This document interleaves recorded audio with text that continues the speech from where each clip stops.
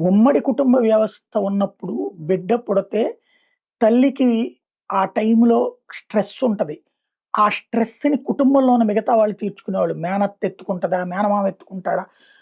అత్త ఎత్తుకుంటదా? అక్క ఎత్తుకుంటదా? ఇట్లాగే ఎవరో ఒకళ్ళు ఎత్తుకోవడం గానీ, తిండి పెట్టడం గావచ్చు, బట్టల దగ్గర చూసుకోవడం ఒక చెయ్యేసేవాళ్ళు.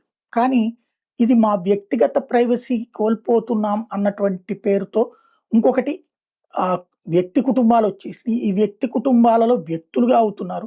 చివరికి బిడ్డల భవిష్యత్తు కోసం అమ్మా, నాన్న ఇద్దరూ కలిసి కష్టపడి సంపాదిచ్చే క్రమంలో బిడ్డల్ని తీసుకెళ్ళి అనాథల్ని పెంచినట్టుగా డే కేర్ సెంటర్‌లో పొద్దున్నే పడేసి, రాత్రికి ఇంటికి తీసుకెళ్ళి అప్పుడు ముద్దులు పెట్టుకోవడమే గొప్పగా భావిస్తుంటే, ఆ డే కేర్ సెంటర్‌లలో ఉన్నటువంటి వ్యక్తులు వాళ్ళని క్రూరంగా ట్రీట్ చేసిన ఉదంతం బెంగుళూరులో సంచలనం సృష్టిస్తోంది.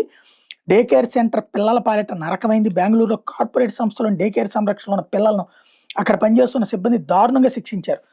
ఐటీ ఉద్యోగులు తమ ఉద్యోగ సమయంలో పిల్లల్ని ఈ డే కేర్ సెంటర్‌లో వదిలి వెళ్తున్నారు.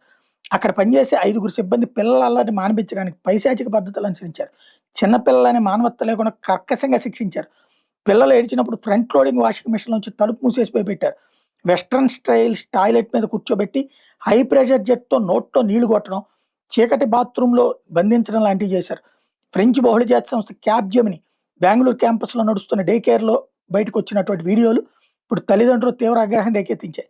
వాళ్ళ ఫిర్యాదు మేరకు పోలీసులు 5గురు మహిళల మీద ఎఫ్ఐఆర్ నమోదు చేసి దర్యాప్తు ప్రారంభించారు. ఫిర్యాదుదారులు, డే కేర్ సిబ్బంది ఇతర సాక్షుల నుంచి వాంగ్మూలాలు సేకరిస్తున్నారు. పోలీసులు ఫుటేజ్‌ని కూడా ధృవీకరించారు. సంఘటన క్రమాన్ని పరిశీలిస్తున్నారు. ఆ డే కేర్ సెంటర్‌లో ఇట్లాంటి వేధింపులు చాలా కాలంగా జరుగుతున్నాయట.